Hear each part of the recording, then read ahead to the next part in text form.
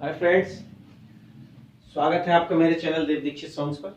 मैं आपको इकोनॉमिक्स पढ़ा रहा हूँ। इससे पहले के इकोनॉमिक्स की वीडियोस आप क्या करते हैं, प्लेलिस्ट में जाके देख सकते हैं। ये नया टॉपिक है जिसको हम बोलते हैं डब्ल्यूटीओ। डब्ल्यूटीओ मतलब वर्ल्ड ट्रेड ऑर्गेनाइजेशन या विश्व व्यापार संगठन। ये वैश्विक रूप से काम करने वाली एक संस्था है जो पूरे विश्व में व्यापार के नियम बनाती है और समझौते कराती है और उन्हें लागू करवाती है। ये तो इसका मोटा अपना क्या है कि मोटा मोटा आइडिया है, पर ये कब बना, कैसे बना और कैसे काम करता है वो अभी हम समझते हैं। तो सबसे पहले हम देखते हैं कि वैश्वीकरण मतलब क्या होता है। तो मैंने आपको एक वीडियो में बताया था एलपीजी। एलपीजी मतलब लिबरलाइजेशन, प्राइवेटाइजेशन एंड ग्लोबलाइजेशन। तो ग्लोबलाइजेशन का जो फंडा था कि पूरी दुनिया एक गांव बन जाए या पूरी दुनिया में जितने भी देश उनकी सीमाएं दूसरे देश की सीमा के लिए क्या हो जाए, ओपन हो जाए व्यापार के लिए। तो वही वैश्वीकरण करने का मुख्य उद्देश्य किसका है, डब्ल्यूटीओ का, कि वैश्वीकरण ग्लोबलाइजेशन हो जाए। पर क्या डब्ल्यूटीओ बोल देगा सिंपल सा कि आप आपकी सीमा दूसरे देश के लिए खोल दो, आयात निर्यात खुल के करे। हो सकता है कि जिस देश के लिए सीमाएं खोल रहे वो ज्यादा पावरफुल हो, जैसे भारत ने 1991 तक नहीं खोला था। तो क्या नियम होंगे, कैसे सीमाएं खोली जाए कि दोनों देश को फायदा हो, नुकसान ना हो। तो उन सबके लिए एक मंच का काम भी कौन करता है, डब्ल्यूटीओ करता है। वो समझौते कराता बैठ के। जैसे कि आप देखते हैं ट्रिम्स और trips, trade related investment measurement measures, और दूसरा trade related investment property, intellectual property rights.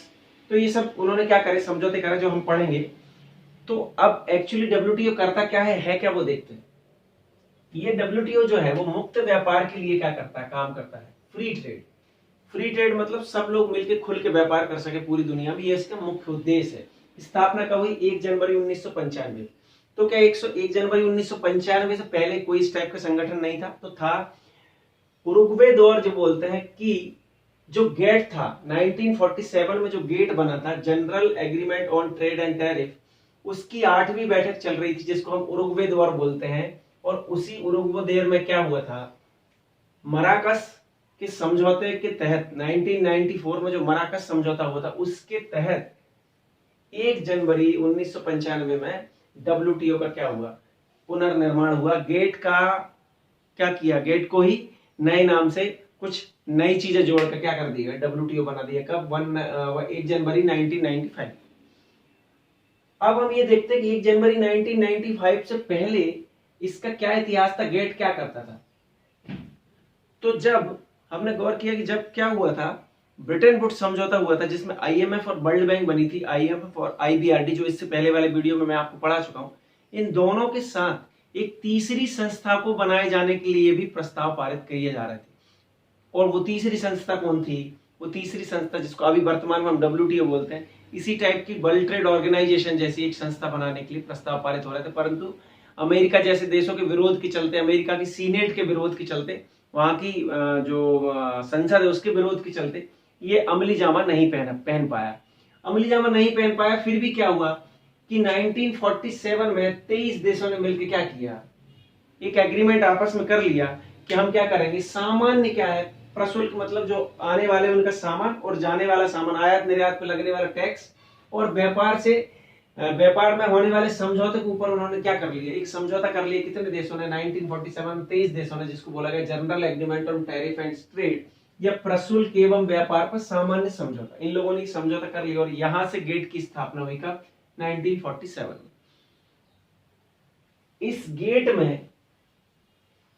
के बाद इसी गेट ने क्या किया, इसमें दौर चलते रहे, पहला दौर, दूसरा दौर, तीसरा दौर, और इसी गेट के 8वें दौर में, जिसको हम उरुग्वे दौर बोलते हैं, में मराकस में एक समझौता हुआ कि गेट को हम क्या कर लेते हैं, डब्ल्यूटीओ में परिवर्तित कर लेते हैं। और फाइनली फिर 1 जनवरी 1995 में क्या बना, डब्ल्यूटीओ बना।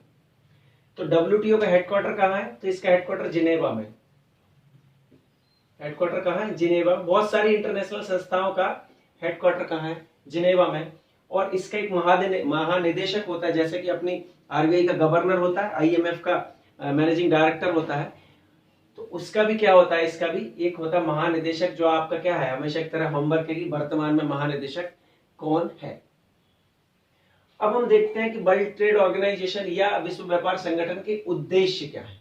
उद्देश्य मतलब वो किन उद्देश्य या किन कामों को करने के लिए बनाया गया, उसकी स्थापना हुई है। सबसे पहला उद्देश्य है विश्व व्यापार को विनियमित करना। रेगुलेट करता है, क्योंकि पूरी दुनिया में जितना भी व्यापार होता है उसको क्या करता है, रेगुलेट करता है। उस व्यापार में क्या क्या चीज आती है, वस्तु व्यापार, दूसरा सेवा का भी व्यापार, और तीसरा बौद्धिक संपदा का व्यापार।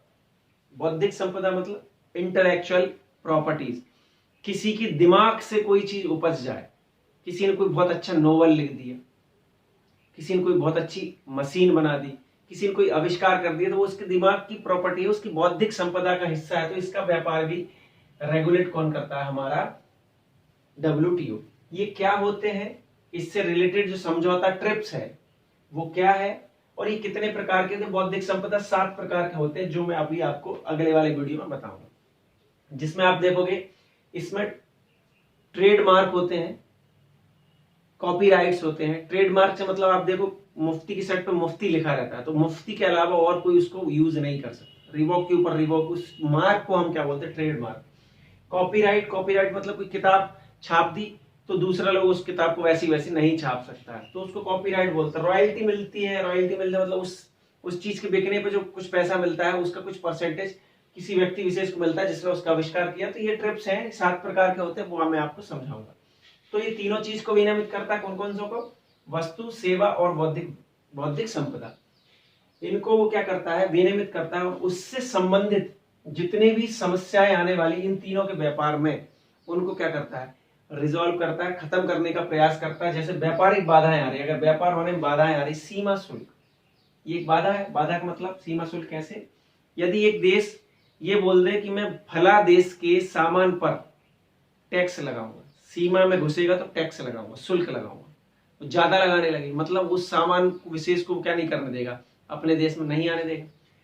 तो इससे क्या होगा, उस देश विशेष का जिसका सामान नहीं आने देगा उसकी एक्सेस इस देश में कम पड़ जाएगी, और फिर इसी चक्कर में ये वाले देश का सामान उस देश में जाएगा तो वो भी नहीं आने देगा, वो भी टैक्स लगाएगा। तो इन सब समस्याओं को कम करता है कौन, WTO। WTO सारा देशों को बिठा के आपस में समझौता करा देता है कि भाई तू ज्यादा मत लगाना, तू कम मत लगाना, तू ऐसा मत करना, वैसा मत करना, आपस में समझौता करके व्यापार को किसी तरह बढ़ाकर और व्यापारिक सीमाओं को कम करता है। कोटा सिस्टम, दूसरा है कोटा सिस्टम। कोटा सिस्टम से मतलब सरकार ने मान लो बता दिया कि भैया ये पेन विदेश से खरीद सकते हो पर 10 ही खरीद सकते, कोटा फिक्स है, इससे ज्यादा नहीं खरीद सकते।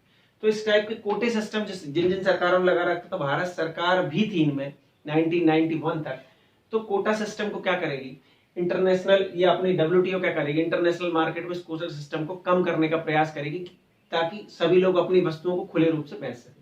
और डंपिंग, डंपिंग अभी चाइना बहुत भारत में करता है। डंपिंग से मतलब कोई सामान एक्सेस प्रोडक्शन हो गया, एक्सेस प्रोडक्शन मतलब कोई चीज ज्यादा पैदा हो गई, मान लो ये पेन ज्यादा पैदा हो गया अमेरिका में, चीन में या भारत में, तो अब भारत में बिक नहीं रहा, तो भले ही व्यापारी ये सोचेगा जितने का बना उतने ही पैसा मिल जाए पर कहीं बिक जाए, तो ये क्या करेगा, जिस देश में इसकी डिमांड है वहां कम कीमत पे इसको क्या कर देगा, बेच देगा। तो इसको क्या बोलते हैं, डंप करना। तो ये डंपिंग की समस्या कम करना इसका काम है WTO का। और इस डंपिंग पे लगने वाले टैक्स को भी कम करने का प्रयास कौन करता है, WTO करता है, और सभी को बोलता है कोई भी देश डंपिंग ना करे।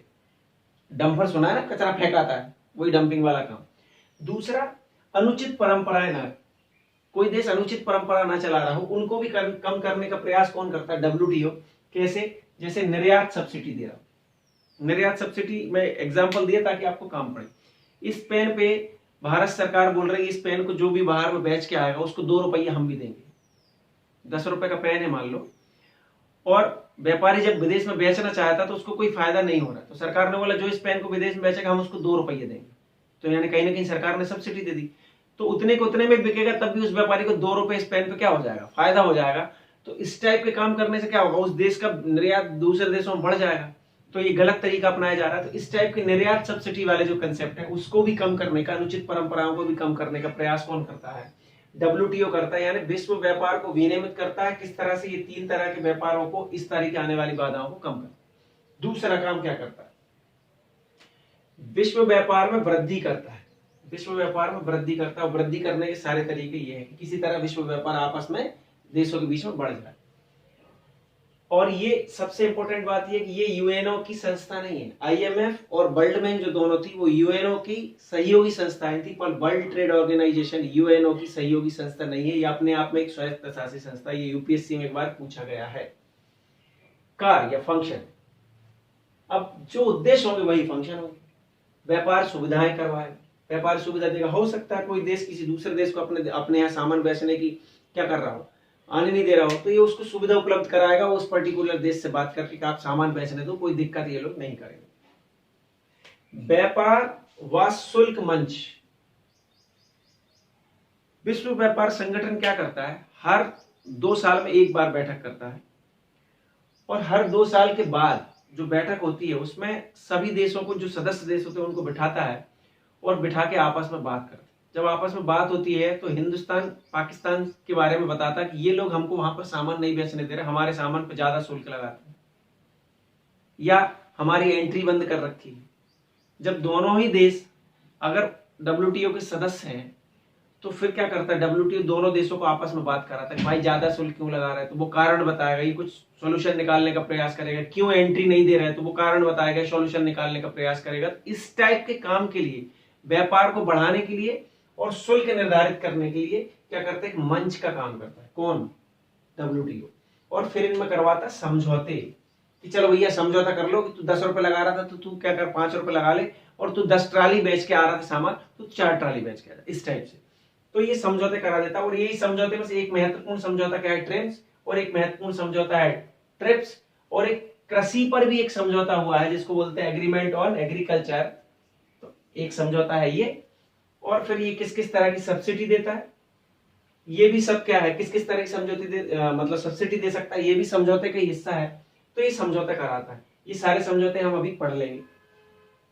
विवादों का निपटारा करता है। मान लो किसी देश ने वादा किया था कि हम आपको हमारे देश में सामान बेचने देंगे, और वादे के मुताबिक WTO में बैठ के उसने वादा किया, अब वो वादे से मुकर गया। अब मुकर गया तो इस देश को वहां पर जो सामान बेचना था उसने उतना उत्पादित कर लिया, अब उसका सामान बिक नहीं रहा, तो ये मामला कहाँ जाएगा, WTO में जाएगा कि आपके सामने वादा हुआ था, अब ये वादे से मुकर रहा है। तो उस विवाद को निपटारा करने का प्रयास भी कौन करता है, WTO करता है। और अगर इस टाइप के लिखित अगर समझौते हुए हैं देशों के बीच में और उन्होंने इस पर साइन किए हैं, वहां के देशों ने उस समझौते पर साइन किए, और अब अगर मानने से इनकार कर रहे हैं तो उनपे व्यापारिक प्रतिबंध भी क्या कर सकता है, WTO लगा सकता है, जाके उनकी अकल ठिकाने आ जाए। और नियम और प्रावधान लागू करना। नियम प्रावधान लागू करने से मतलब अगर कोई नियम कानून इंटरनेशनल मार्केट के लिए बन गए हैं, कहां पर, WTO में बैठ के सभी दुनिया के सारे देशों ने सहमति से या जितने देशों ने सहमति से कोई एग्रीमेंट पास कर दिया है, और अब अगर वो बीच में उसको मानने से मना करते हैं तो फिर क्या करता है, उन नियम और प्रावधानों को लागू कराने की जिम्मेदारी कौन लेता है, WTO लेता है। तो ये WTO को मोटा मोटा आइडिया था। आपका सिंपल से एक होमवर्क है, उसका नाम क्या है कि आप आज के इसके महानिदेशक कौन है, प्रति 2 वर्ष में इसकी बैठक होती है, जो मैं आपको बता दिया हूं। तो ये था WTO। अगले WTO के जो वीडियो बनेगा उसमें हम देखेंगे कौन कौन सा। एक तो हम इसके समझौते देखेंगे जिसको ट्रिम्स और ट्रिप्स बोलते हैं, इनके फुल फॉर्म आते हैं। फिर हम देखेंगे कृषि पे क्या समझौता हुआ, और फिर हम देखेंगे कितने प्रकार की सब्सिडी दे सकता है, अंबर box, green box, red box, तमाम। और फिर हम देखेंगे ट्रिप्स के कितने प्रकार होते हैं, 7 प्रकार, कॉपीराइट, ट्रेडमार्क, इंडस्ट्रियल लेआउट, तो ये सब हम देखेंगे। और फिर इस तरह ये खत्म होगा। Thank you so much. Video अच्छा लगा तो प्लीज सब्सक्राइब कर लें और शेयर जरूर कर लें।